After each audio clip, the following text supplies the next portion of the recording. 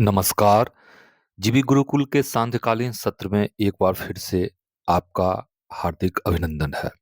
जैसा कि आप सब इस बात से भली-भांति परिचित हैं कि जीवी गुरुकुल अध्यात्म, साहित्य और लोक जीवन पर सकारात्मक प्रभाव डालने वाले व्यक्तित्व और प्रेरक प्रसंग को प्रतिदिन रोचक तरीके से प्रस्तुत करने के लिए प्रतिबद्ध है। अब तक अगर आपने चैनल को सब्सक्राइब नहीं किया है, तो कृपया सब्सक्राइब अवश्य कर लें। आज का अंक बिहार के लाल और खालसा पंथ के संस्थापक गुरु गोविंद सिंह पर केंद्रित है। आशा है वीडियो के अंत तक आपकी मौजूदगी बरकरार रहेगी। खालसा पंथ से जुड़ी हुई कहानी का आद्योपांत हम आगे वर्णन करेंगे, लेकिन उससे पूर्व गुरु गोविंद सिंह जी की कर्मभूमि महाराष्ट्र के सरदार और सेवादार प्रदीप सिंह से एक संक्षिप्त भेंटवार्ता में गुरु गोविंद सिंह जी के संदेशों को आइए सुनते हैं। श्री गुरु रामदास जी रामदास पेट नागपुर हजूरी रागी वालों बहुत बहुत बधाई। जो है गुरु गोविंद सिंह महाराज जी ने दिया है उसको हम सभी जो है अपनाए। इसी के माध्यम से जो है मैं आपको धन धन साहिब श्री गुरु गोविंद सिंह महाराज जी का जो है आगमन पूर्वक उसकी बधाई देता हूँ और आप सभी संगत को जो है फतेह बुलाता हूँ। वाहिगुरु जी का खालसा, वाहिगुरु जी की फतेह। जी जी, बहुत बहुत धन्यवाद प्रदीप सिंह जी। आपसे एक सवाल होगा। जी जहाँ तक हम अध्ययन करते हैं, जो भी आध्यात्मिक अध्ययन करते हैं, जी जी गुरु गुरु गोविंद सिंह ने जितना बलिदान दिया, जी जी सर। 2 साहबजादे मैदान में और 2 साहबजादे को जिस सरहद। निर्ममता पूर्वक फिर वो खुद अपनी कुर्बानी दी, जी इस तरह से ऐसा लगता है जैसे इंडियन आर्मी का बीज उन्होंने बोया और भारत को सशक्त बनाने में गुरु गोविंद सिंह का आज भी जब हम नाम लेते हैं तो हमारे रोंगटे सिहर जाते हैं।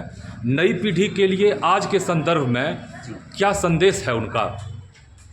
सर देखिए, गुरु गोविंद सिंह महाराज जी का जो संदेश है वो नई पीढ़ी के लिए तो है, ये हर मनुष्य और हर जाति धर्म के लिए है कि जो है सबसे बड़ी जो है धर्म के अंदर जो है या मनुष्य के अंदर जो इंसानियत होनी ज़रूरी है।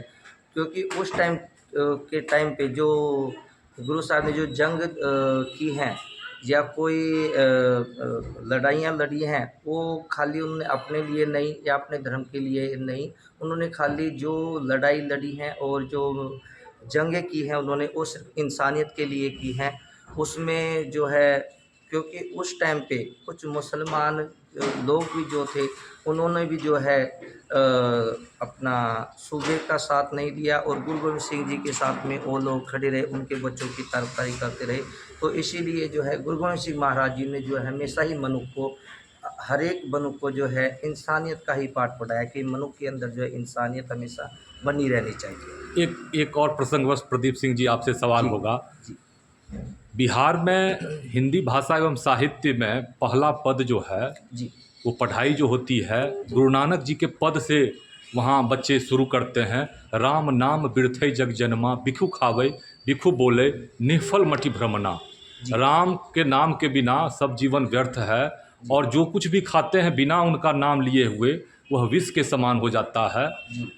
प्रसंगवश आपसे चर्चा हम करना चाहेंगे कि कहीं कहीं कुछ लोग ऐसे भी हैं जो कहीं अलगाववाद दिखाते हैं, तो सनातन धर्म और सिख संप्रदाय में कहाँ एक समन्वय आप तलाशते हैं या किस रूप में आप देखते हैं? जरा सा इस पर हम मार्गदर्शन आपका देखिए सर, चाहेंगे। जो सिख धर्म जो है ना वो कभी भी किसी धर्म को जो है गलत नहीं बोलते और कोई भी धर्म जो है गलत भी नहीं है, ना कोई धर्म किसी भी प्रकार से आप देखा जाए तो जो हर धर्म में जो उनके पूर्वज जो बड़े उनके महापुरुष हैं ना, सभी ने जो है इंसानियत का ही पाठ सभी को पढ़ाया है, उसमें कोई भेदभाव नहीं किया है। बट अभी जो है सिर्फ इंसानियत अगर बंदा उनकी जो है उच्चारण की हुई, उनके जो दिए हुए संदेश जो है हम अगर अपनाएं अपने जीवन में तो सभी हर जगह पर जो है खुशहाली हो सकती है। लेकिन ऐसा बहुत कम देखने को मिलता है, ये सब आप जानती हैं सर। हम देख रहे हैं कि सामने प्रदीप सिंह जी केसरिया पहने हुए हैं और इनका चेहरा भव्य, दिव्य और सौम्य नज़र आ रहा है। इन्होंने बड़ा ही सराहनीय संदेश दिया बने रहें जीबी गुरुकुल के साथ। एक बार मैं पुनः प्रदीप सिंह को धन्यवाद देता हूं, और अगर कोई वैसा संदेश हो तो उनसे मैं अपनी बात समाप्त करना चाहूँगा। जी सर, अभी संदेश यही है कि सबसे बड़ा तो जो है गुरुओं ने हमारे 10 गुरु जो हैं उन्होंने जो है इंसानियत का ही पाठ जो है पढ़ाया सभी को। उसी को अगर हर लोग अपने जीवन में धारण कर ले, कीरत करना, नाम जपना, बन के छकना, तो जीवन जो है सफल हो जाता है सर इसी के साथ। और सनातन धर्म में भी इसी तरह से नवधा भक्ति है, जी। जप कीर्तन यम नियम संयम। तो बहुत बहुत धन्यवाद, आपने अपना बहुमूल्य समय निकाला जीबी गुरु के कुल के लिए। एक बार पुनः आपका धन्यवाद।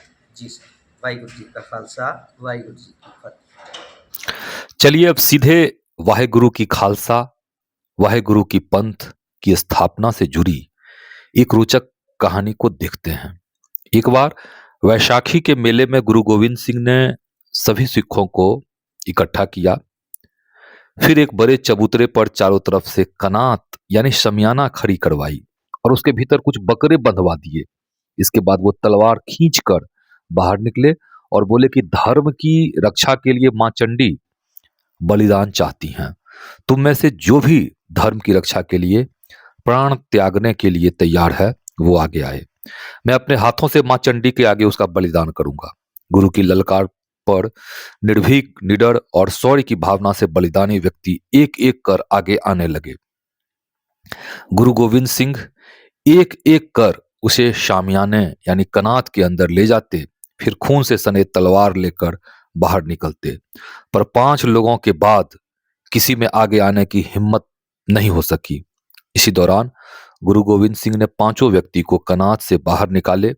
दरअसल वो सामियाने में बंधे बकरे को ही बलिदान कर रहे थे। बकरे के खून से ही उनकी तलवार सनी थी। इस प्रकार गुरु ने सभी 5 लोगों को कनात से बाहर निकाला और सभी लोगों को सच्चाई से रूबरू करवाया।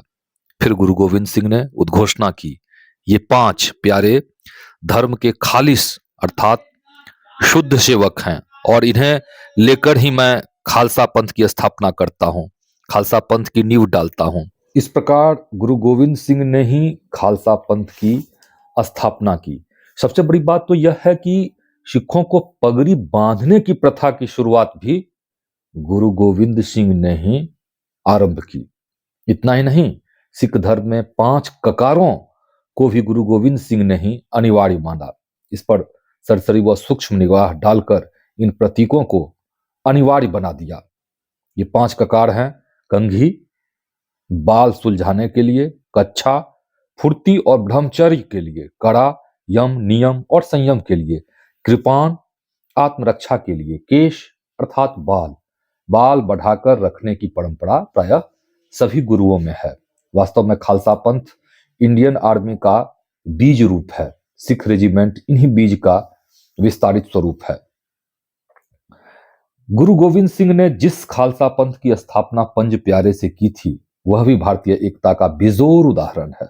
इनके पंज प्यारे में लाहौर के दयाराम, दिल्ली के धर्मदास, द्वारका के मुहकम चंद, बीदर के साहिब चंद और जगन्नाथपुरी के हिम्मत शामिल हैं।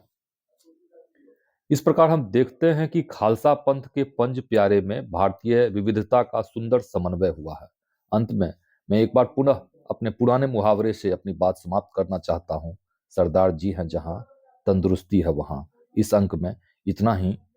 बने रहें जीवी गुरुकुल के साथ। मिलते हैं अगले अंक में। ओम शांति।